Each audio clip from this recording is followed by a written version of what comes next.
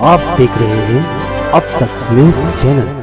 मेरी बात तो मेरे पे 18 केस है लोगों के काम काज करने के ताल्लुक से, धरने आंदोलन के, इस तरह के 17 केस थे। अभी ये महीने में 18 हो गए, तो ये भी एक इज्जत हद तक का भी लड़ लेंगे, हमको कोई उससे कोई खास फर्क नहीं पड़ता।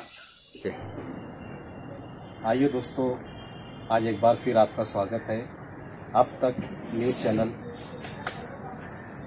आज हम लोग मालेगांव शहर की ऐसी शख्सियत से आपको तारुफ करवाना चाहते हैं जो मालेगांव शहर जनता दल के जनरल सेक्रेटरी, जी हाँ, हम बात कर रहे हैं मुस्तकीम डिग्निटी साहब की।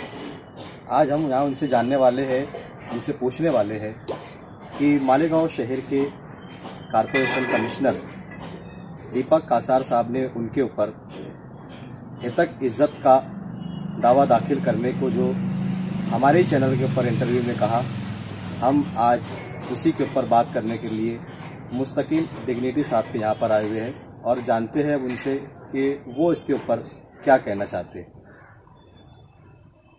तो जैसा भी कासार साहब ने कहा कि उन्होंने मेरी इज्जत के साथ खिलवाड़ किया, मेरी इज्जत को उछाला है, मैं उनके ऊपर हेतक इज्जत का दावा दाखिल करने वाला हूँ, मेरी पूरी तैयारी है।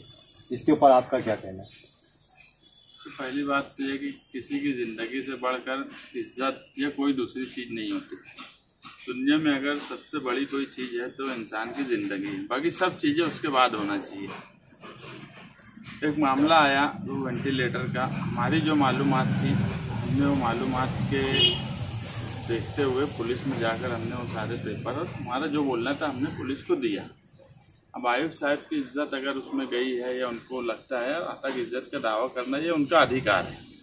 हर इंसान का जमहूरियत में अपना अधिकार है। अगर आम इंसान का अधिकार है तो बड़े ऑफिसर का भी अपना अधिकार है, तो वो जा सकते हैं। अब रह गई मेरी बात, तो मेरे पे 18 केस है लोगों के काम काज करने के ताल्लुक से, धरने आंदोलन के, इस तरह के 17 केस थे। अभी ये महीने में 18 हो गए, तो ये भी एक इज्जत हद तक का भी लड़ लेंगे, हमको कोई उससे कोई खास फर्क नहीं पड़ता।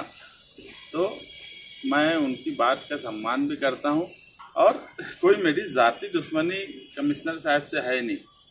मेरी जो शिकायत थी मैंने उनको मुंह पे भी बोला और अवामी तौर पे भी बोला कि कमिश्नर जो है वो कॉरपोरेशन का बॉस है, और जब कोई भी डिपार्टमेंट हो अगर बॉस नहीं होगा तो नीचे के सारे कामकाज में फ़र्क पड़ जाता। और पीछे एक महीने से ऊपर से उनकी पर्सनल वजूहात है जो भी हो, मगर मुसलसल छुट्टी पे रहना या कोई वजह से नहीं आना, जिसकी वजह से कॉरपोरेशन का सारा इंतज़ाम खराब से खराब तर होता जा रहा था। शहर के हालात पूरे आपके सामने हैं। लेकिन उसका चार्ज तो जब वो नहीं थे तो उनका चार्ज तो उनके पास दिया गया था ना। चार्ज अभी एडिशनल कलेक्टर उनके पास गढ़ नेता की मीटिंग बुलाने के लिए बोले मैं नहीं बुलाऊंगा, वो जब आएंगे तो बुलाएंगे 5 तारीख को। जैसा आपने बताया कि किसी की ज़िंदगी से बढ़कर ये सब नहीं है, लेकिन उन्होंने भी इसी बात पर खुलासा किया कि जो वेंटिलेटर उनके पास था और जिस हॉस्पिटल को उन्होंने दिया है, उन्होंने भी यही सोचकर दिया था कि वहाँ पर भी किसी की ज़िंदगी का सवाल था। इसीलिए उन्होंने सोचा कि अगर ये हमारे पास स्टॉक है और देने में किसी की जान बचती है तो देने में कोई हर्ज नहीं है। स्टॉक है। उस वक्त मेरी मालूमात में 180 पेशेंट सहारा हॉस्पिटल में थे। वहाँ पर 10 वेंटिलेटर है, जिसमें से एक उस वक्त बिगड़ा हुआ था, 9 चल रहे थे। DCH एक ही हॉस्पिटल है कॉरपोरेशन का, जो कोविड में जो एकदम लास्ट स्टेज है उसके लिए एक ही हॉस्पिटल है 10 लाख की आबादी के। दूसरा महानगर पालिका का कोई हॉस्पिटल नहीं है, यहाँ तक कि सिविल हॉस्पिटल भी कोविड के लिए नहीं। तो जिस वक्त एक हॉस्पिटल में सरकार के 180 पेशेंट हो और 9 वेंटिलेटर चल रहे हो, तो मुझे नहीं लगता कहीं से कि वहाँ पर ज़रूरत नहीं होगी। और प्राइवेट हॉस्पिटल की बात ऐसी है कि प्राइवेट हॉस्पिटल में कि हमारी जिम्मेदारी नहीं है, ना महानगर पालिका की है ना सरकार की। वो लाखों रुपये पैसा ले रहे हैं कोविड के नाम से और प्राइवेट इलाज कर रहे हैं, तो वहाँ पर देना हमारी जिम्मेदारी पहली जो है वो हमारा जो हॉस्पिटल है उसकी है। तुम्हारे घर में अगर कोई चीज़ बिगड़ी है तो तुम पहले घर की बात सुधारेंगे कि पड़ोस में जाएंगे कि नहीं चलो अब मैं वहाँ जाऊँगा वो सुधारूंगा। तुम्हारे घर में कोई बीमार है तो पहले उसका इलाज करेंगे। तो वो सारा हॉस्पिटल जो महानगर पालिका का अपना घर है, इलाज के लिए, और वहाँ 180 पेशेंट थे उस वक्त, 9 वेंटिलेटर। वहाँ के लोगों का खुद बोलना है, आप उनसे पूछो कि यार 9 वेंटिलेटर खुद कम थे, हमको यहाँ पे कम से कम 20 से 25 वेंटिलेटर की जरूरत है। और उनके बताने के मुताबिक सिल्लक चल रहा था। अब मैं तुमको एक बात क्या बोला कि वो क्या बताए, हो सकता है उनके पास कोई रिकॉर्ड में होगा, वो बताएंगे। 180 पेशेंट एक जगह है कोविड में, और कोविड में DCH हॉस्पिटल एक है। DC यानी अगर कोई कम, एक बात तो आप समझ लो, मालेगांव सेंटर में बहुत नहीं के बराबर लोग जा रहे हैं बिल्कुल। हॉस्पिटल में, लोग प्राइवेट इलाज कर रहे हैं। मालेगांव आउटर और ग्रामीण और जो देहातों के लोग आ रहे वही आ रहे। अगर उनको कम सिम्टम्स है या कम तकलीफ है तो वो सब MHG में है। DCH बोल के सहारा है, जब कोविड की तकलीफ बहुत ज्यादा बढ़ जाती उसी सूरत में लोग सहारा में आ रहे हैं। और अगर 180 पेशेंट उस वक्त थे तो 9 वेंटिलेटर ज्यादा कैसे हो सकता, मुझे कोई इसका वो बता दे। दूसरा सवाल हमारा ये है कि मालेगांव शहर में जब से मतलब पूरे भारत में, पूरी दुनिया में कोरोना का मतलब महामारी जो चली है, उस वक्त मालेगांव शहर में नौजीवन के अंदर भी कई लोगों की डेथ हुई, सिविल में डेथ हुई, मंसूरा में डेथ हुई, और भी जगह पर मतलब जो है तो अमवात हुई है। लेकिन उस वक्त आपने मतलब कोई एहतजाज या कोई कमिश्नर के ऊपर केस दाखिल नहीं किया। आज इसके ऊपर मतलब आवाज़ उठाने का क्या ये एक शहर के आवाम के लिए या फिर इसको कोई सियासत है? कोई सियासत नहीं है। सबसे पहली बात समझ लो कि मुद्दा क्या है। जीवन हॉस्पिटल, सिविल हॉस्पिटल, उस वक्त जब ये महामारी शुरू हुई एक दहशत का माहौल था। उस वक्त भी हम निकले, हमसे जो बन पड़ रहा था हम वो कर रहे थे, लेकिन वो सारे इंतजामात सरकार के पास नहीं थे, दुनिया के पास नहीं थे, सरकार के पास भी नहीं थे। उस वक्त लॉकडाउन लगाने का मतलब भी ये था कि सारे इंतजामात कर लिए जाए। महानगर पालिका के पास भी बराबर इंतजामात नहीं थे। उस पर हम बोलते भी रहे। सबसे पहले बोलने वाले महागठबंधन आघाड़ी की तरफ से मैं और गठनेता शाह-ए-हिंद कमिश्नर बोर्ड के पास गए थे उस वक्त। हाँ, अब अगर कोई बोले कमिश्नर के खिलाफ केस नहीं करे, वो नवैयत और ये नवैयत में फर्क समझ लो। आज एक वेंटिलेटर वहां से उठाने का आदेश दिया गया कि 2 वेंटिलेटर लेकर प्राइवेट हॉस्पिटल में दिया जाए, तो इसकी वजह से किसी की जान गई ऐसा हमारा बोलना है। बाकी नेचुरली अगर वो वेंटिलेटर उसको लगा रहता और उसके बाद उसकी मौत हो जाती तो मैं ये नहीं बोलता था कि इसका जिम्मेदार कमिश्नर है या कारपोरेशन है।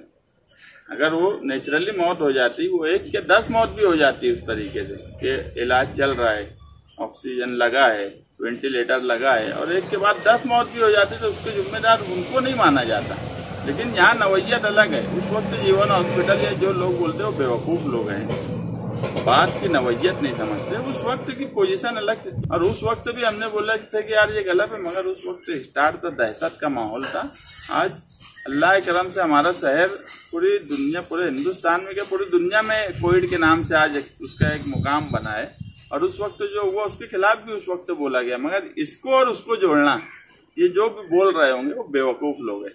उनको ना कानूनी अकल है, ना समाजी तौर पे बात को समझते ना, और ये कोई मजहब का भी सवाल नहीं है। किसी की जिंदगी मेरे नजदीक मजहब से कोई लेना देना नहीं है। जिंदगी सबसे बड़ी चीज है, उससे बड़ा कुछ नहीं है।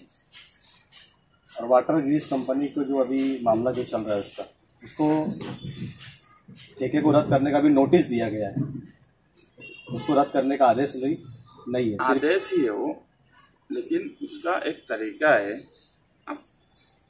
जिसको मैं तो हमेशा बोलता कि हम जनता दल वालों ने तो वाटर ग्रिज पे PhD की है। ऐसा भी हुआ कि कारपोरेशन में उसके एग्रीमेंट की कॉपी और अटी शर्तें नहीं थी तो हमसे ही कारपोरेशन लेके गई, चोरी हो गई थी तो उसके इतने पेपर है। प्रोसीजर के हिसाब से वो बराबर है। या आयुक्त ने प्रोसीजर करके उसको रद्द करना, अभी जो दिया गया है वो नोटिस नहीं है, वो भी आदेश है। मगर वो आदेश ऐसा है कि 30 दिन में वाटर ग्रिज पे जो इल्जामात लगाए हैं, जो टर्म कंडीशन का वो उल्लंघन कर रहा है, उसको वो दुरुस्त कर ले। और दूसरा तरीका ये है कि महानगर पालिका 30 दिन में अपनी तैयारी भी कर ले। ये साफ सफाई का ऐसा है कि तुम आज रद्द करके कल से क्या तुम्हारे पास इंतजाम है, कोई नियोजन है, तो ये दोनों के लिए है 30 दिन। ठेकेदार अपनी दुरुस्ती कर ले और अगर वो सब चीजें सही कर लेता है तो वापिस अपील करे कमिश्नर को, यार उसने सारी चीजें दुरुस्त कर ली, तो उस पर एक बार फिर से वो सोच विचार कर सकते। और उस दौरान 30 दिन में कारपोरेशन अपने इंतजामात कर ले कि वो अब कैसे कचरा उठाएंगी ये 30 दिन के बाद। तो ये दोनों के लिए 30 दिन है। और वो कानूनी तौर पे बराबर है। वाटर गिरीश कांग्रेस की दुकान है, ये हम बोलते आए, पूरे शहर को मालूम है। एक आखिरी सवाल है, कल हमने यूसुफ सेठ का इंटरव्यू लिए तो हमने मुंबई जाने के ताल्लुक से मतलब उनसे बात की कि जो महागठबंधन को नोटिस आया है मुंबई में हाजिर रहने का, उसके ऊपर मतलब क्या आपके ख्यालात है। तो उन्होंने कहा कि ये एक इल्ज़ाम लगाते हुए कि ये सारा गेम सिर्फ स्टैंडिंग के लिए चल रहा है, शहर के मुफाद में कोई भी मतलब इसके अंदर शहर का कोई फ़ायदा नहीं है, शहर की आवाम का फ़ायदा नहीं है, सिर्फ ये अपने ज़ाती मुफाद के लिए सारा गेम चल रहा है। इस पर क्या खुलासा करेंगे? मैं तो नहीं कोई खुलासा कर सकता। जो मंत्रालय गया है, जैसे अतीक भैया गया है तो वही बता सकता, क्योंकि उनको बोले है उन्होंने, हम तो नहीं गए हैं ना मंत्रालय। अच्छा, मतलब महागठबंधन का कोई भी कारपोरेटर वहाँ नहीं गया है? नहीं, अपील दाखिल कौन किया? नहीं, अभी जैसे 7 तारीख को मतलब सबको वहाँ हाजिर वहाँ तो रहना है। बुलाना आया ना हमको, हम तो नहीं गए ना वहाँ। अब अगर कोई बुलाना आया तो उसका जो कानूनी जवाब है वो हम देंगे। लेकिन जैसे यूसुफ हाजी का बोलना यह है कि सब स्टैंडिंग और इसके लिए कर रहे, तो जो गया है वहाँ वो कर रहा है, इसका ये मतलब है ना। अब हमको तो अगर मैं तुम्हारे खिलाफ पुलिस स्टेशन चले जाऊँ तो मैं गया ना तुम्हारे खिलाफ, अब तुमको तो जवाब देना पड़ेगा। अब मैं चला गया तो बस हमारा इतना ही उसमें अमल दखल है, और कोई उसमें हम पहलू कुछ भी नहीं समझते कि कोई उसमें प्रॉब्लम है। हमारा एकदम क्लियर मैटर है। वो गठनेता अथॉरिटी 3 बार डिविजनल कमिश्नर ने दिया हुआ है, मगर एक बस ऐसा है कि वो एक मिनिस्टर ने बुला लिया है तो हम सम्मान के हिसाब से 1-2 लोग चले जाएंगे, बाकी किसी को जाने की जरूरत भी नहीं है। कानून से बड़ा कोई मिनिस्टर कोई सरकार नहीं रहती।